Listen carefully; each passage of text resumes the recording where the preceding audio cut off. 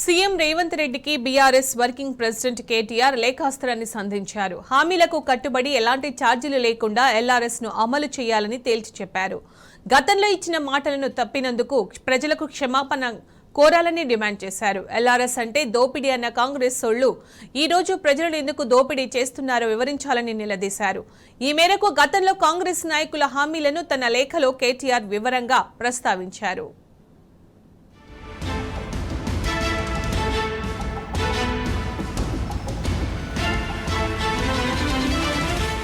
ఎన్నికల్లో అలవికాని హామీలిచ్చి కాంగ్రెస్ పార్టీ గద్దెనెక్కింది. తీరా పవర్లోకి వచ్చాక హామీలను గాలికొదిలేసింది. ఎల్ఆర్ఎస్ ను అందుకు నిదర్శనంగా చెప్పొచ్చు. ఎల్ఆర్ఎస్ పేరుతో ప్రజల నుంచి పెద్ద ఎత్తున డబ్బులు ముక్కుపిండి వసూలు చేసేందుకు హస్తం సర్కార్ నిర్ణయించింది. ఈ నేపథ్యంలో BRS working president KTR CM Revanth రెడ్డికి లేఖాస్త్రాన్ని సంధించారు.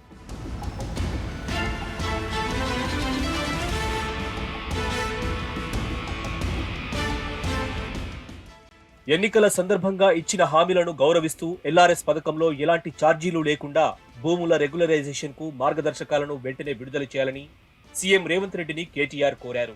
అధికారంలోకి వచ్చిన తరువాత హామీలను అమలు చేస్తున్నామని పదే పదే గొప్పలు చెప్పుకుంటున్నారని మండిపడ్డారు. ఆర్భాటంగా ప్రచారం చేసుకుంటున్న హస్తం పార్టీ 25.44 లక్షల దరఖాస్తుదారుల కుటుంబాలకు జరిగే లబ్ధిని దృష్టిలో ఉంచుకొని వెంటనే ఉచిత ఎల్ఆర్ఎస్ మార్గదర్శకాలను విడుదల చేయాలని డిమాండ్ చేశారు. అసెంబ్లీ ఎన్నికలకు ముందు కాంగ్రెస్ ప్రచారంలో భాగంగా ఎల్ఆర్ఎస్ గురించి మాట్లాడిన మాటలను ఒక్కసారి గుర్తుకు తెచ్చుకోవాలన్నారు కేటీఆర్.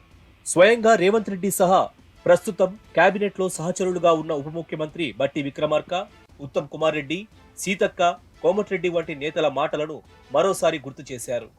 ఎల్ఆర్ఎస్ ను ఉచితంగా అందిస్తామంటూ అప్పట్లో వారంతా ప్రజలకు పదే పదే హామీలిచ్చారు.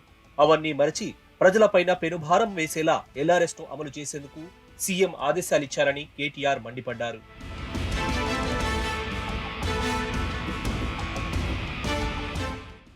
డిప్యూటీ ముఖ్యమంత్రి బట్టి విక్రమార్క గత ఎన్నికలకు ముందు ఎల్ఆర్ఎస్ అంటే ప్రజల నుంచి డబ్బులు దోపిడీ చేయడమేనని పెద్ద మాటలు వల్లించారని కేటీఆర్ చురకలంటించారు. మరి ఇప్పుడు కాంగ్రెస్ ప్రభుత్వం ప్రజల నుంచి ఛార్జీల రూపంలో ఎందుకు దోపిడీ చేస్తుందో చెప్పాలని తేల్చి చెప్పారు.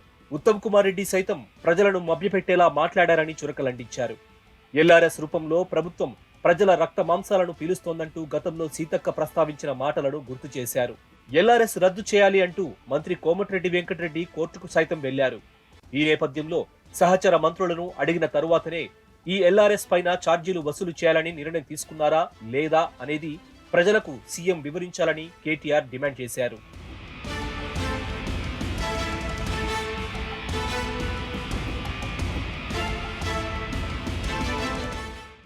ప్రజాపాలన, ప్రజా సంక్షేమం, గ్యారంటీల అమలు, హామీల అమలు అంటూ విస్తృతంగా ప్రచారం చేసుకుంటున్న కాంగ్రెస్ సర్కార్ పేద మధ్యతరగతి ప్రజలపై 20,000 కోట్ల రూపాయల మేర ఎల్ఆర్ఎస్ ఛార్జీల భారం వేయడమేంటని కేటీఆర్ ప్రశ్నించారు.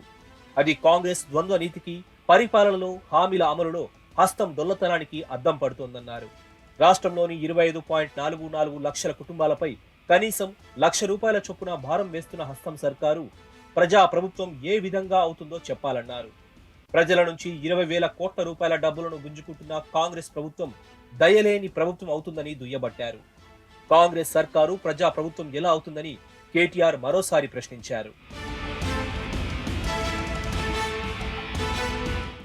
ఎల్ఆర్ఎస్ ఛార్జీలు వసూలు చేయడమే కాంగ్రెస్ విధానమైతే గతంలో ప్రచారం సందర్భంగా చెప్పిన తప్పుడు హామీలకు ఇప్పుడు ప్రజలకు క్షమాపణ చెప్పాలని కేటీఆర్ డిమాండ్ చేశారు.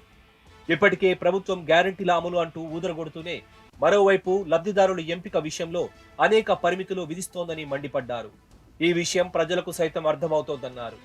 ఎల్ఆర్ఎస్ విషయంలోనూ మీ ద్వంద్వ వైఖరిని ప్రజలు ప్రశ్నిస్తున్నారని కేటీఆర్ తేల్చి చెప్పారు. అందుకే కాంగ్రెస్ హామీలను గుర్తు చేస్తూ ప్రధాన ప్రతిపక్షంగా తమ బాధ్యతను ప్రజల తరఫున నిర్వహిస్తున్నామని కేటీఆర్ తెలిపారు.